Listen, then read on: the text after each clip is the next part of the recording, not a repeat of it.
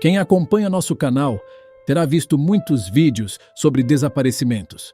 Casos em que famílias não tiveram por anos conhecimento do que aconteceu com um ente querido. Nesses casos, lamentavelmente, o pior aconteceu com o desaparecido.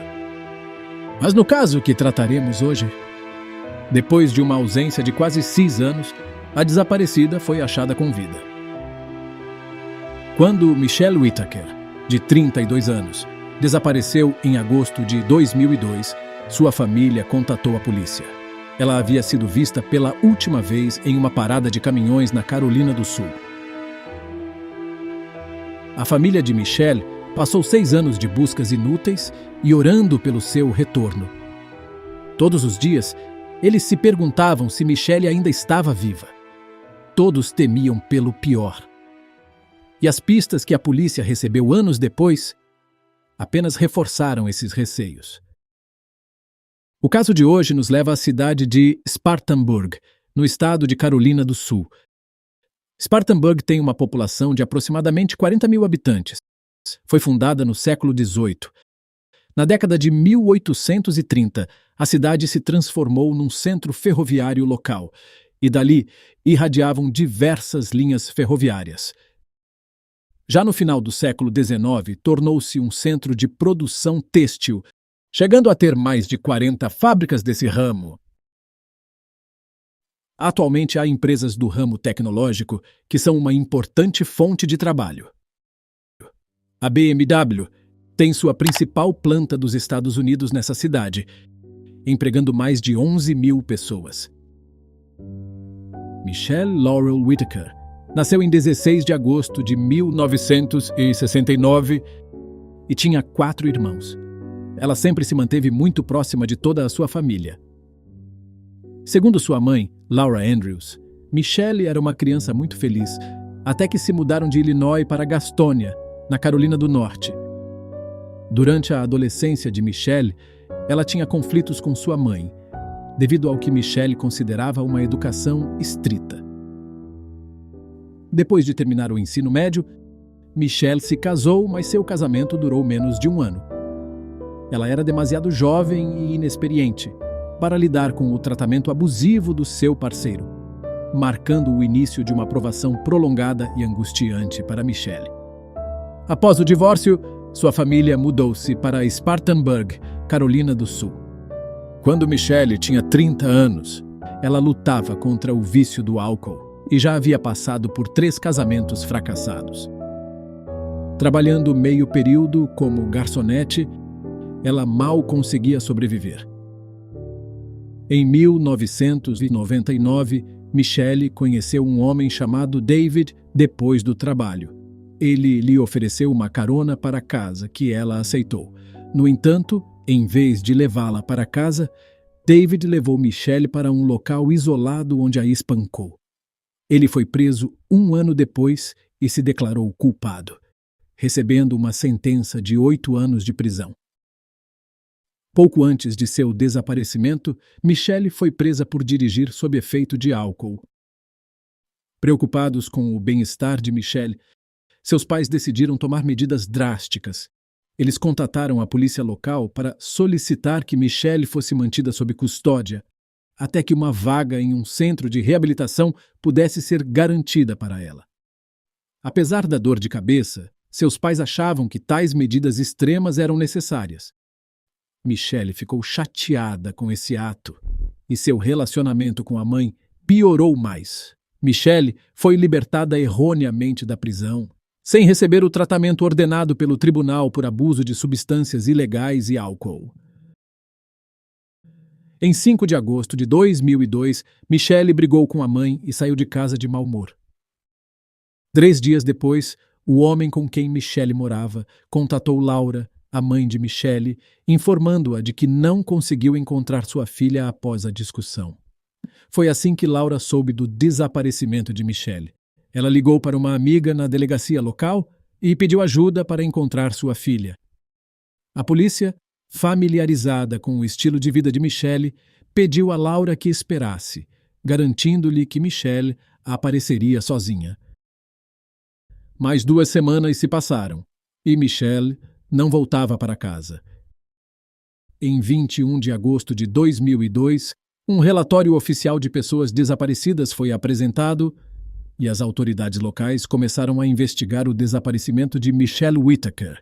Eles descobriram que o último lugar onde ela foi vista foi uma parada de caminhões, informação obtida por meio de um morador local chamado Doug. Doug conheceu Michelle por acaso, um dia antes de ela desaparecer, e contou que eles visitaram bares locais juntos, jogaram bilhar e andaram de moto até o amanhecer. Michelle frequentava bares locais antes de seu desaparecimento. Doug, sendo a última pessoa a vê-la viva, ficou como principal suspeito. Seu depoimento também revelou que Michelle supostamente planejava ir para Myrtle Beach, uma cidade da Carolina do Sul, onde esperava ganhar dinheiro trabalhando em bares e restaurantes locais. De acordo com o relato de Doug, ele levou Michelle até um estacionamento de caminhões e a deixou lá. Como ela não tinha roupas suficientes, ele lhe deu uma camiseta e shorts, além de algum dinheiro para café e jornais. Depois de desejar-lhe boa sorte, foi embora. Na tentativa de expor Doug, a polícia o testou em um detector de mentiras, mas passou no teste.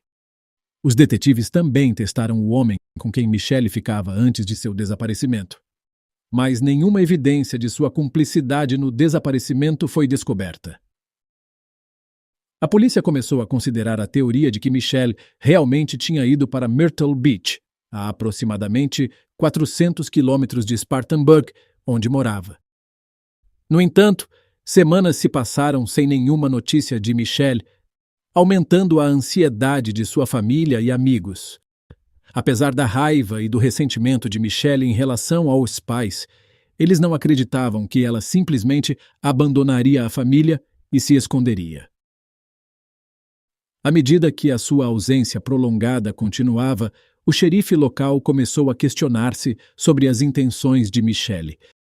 Normalmente, quando as pessoas viajam por um longo período, elas carregam pertences pessoais. Michelle, porém, saiu praticamente sem nada.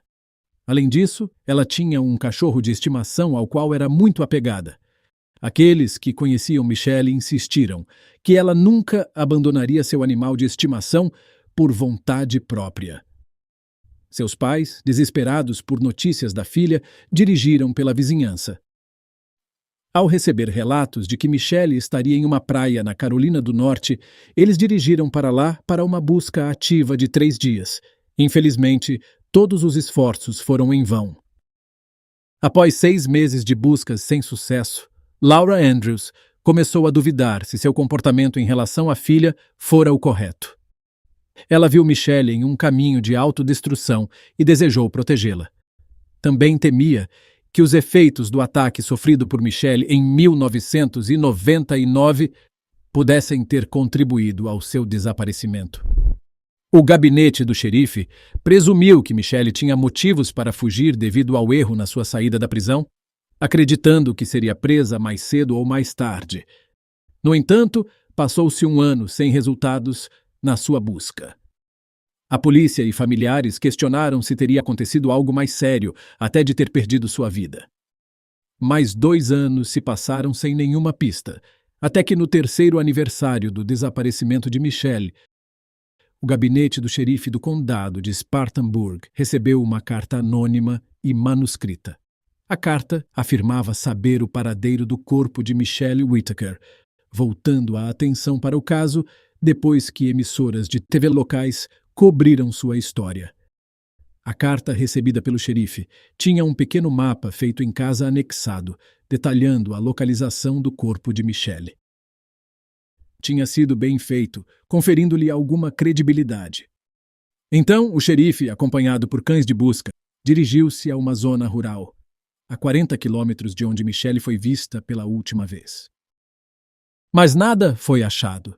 Os cães de busca não conseguiram detectar qualquer cheiro, pelo que abandonaram a busca.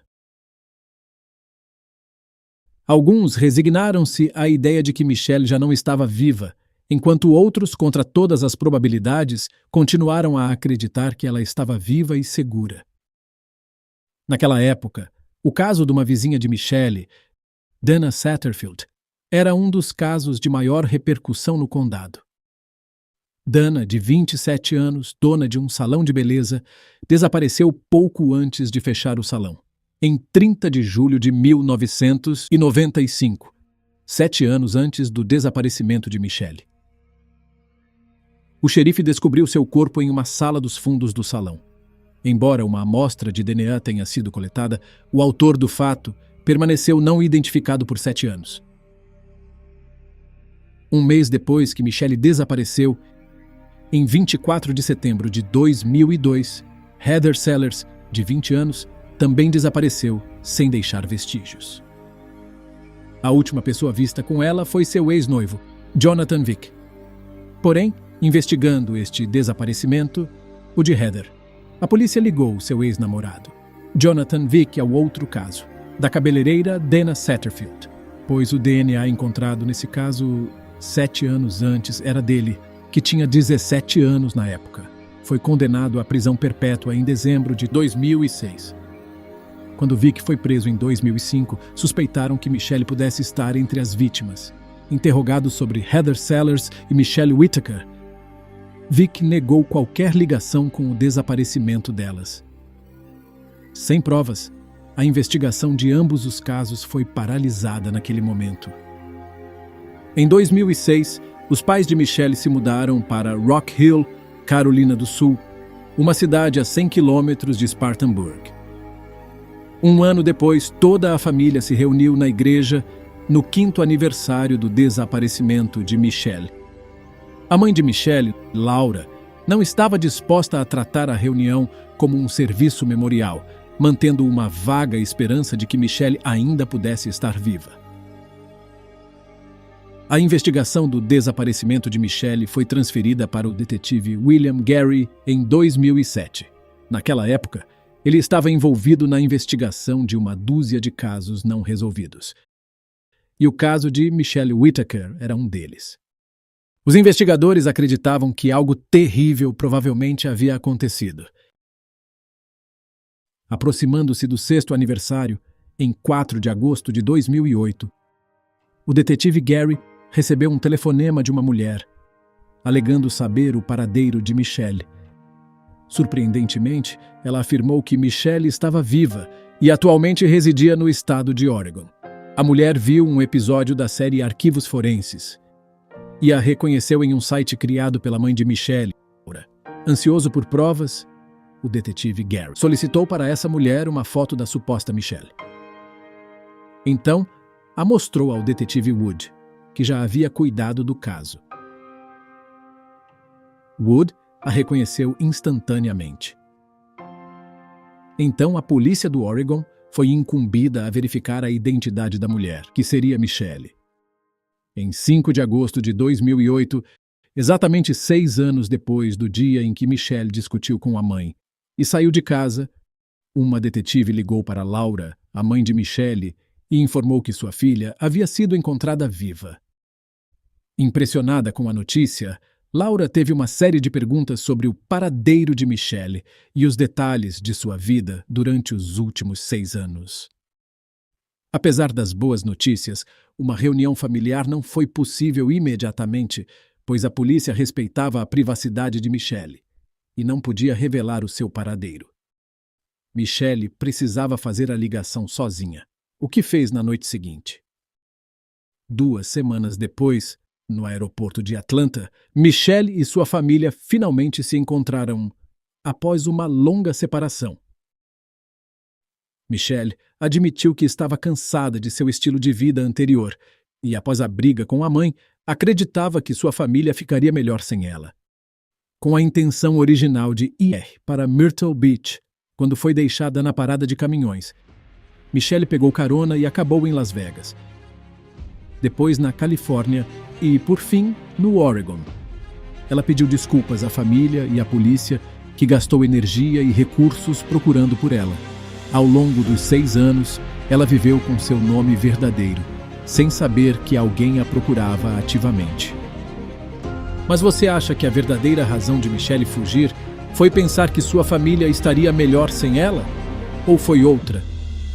Deixe-nos saber seus pensamentos na seção de comentários. Não se esqueça de curtir, comentar, compartilhar e se inscrever.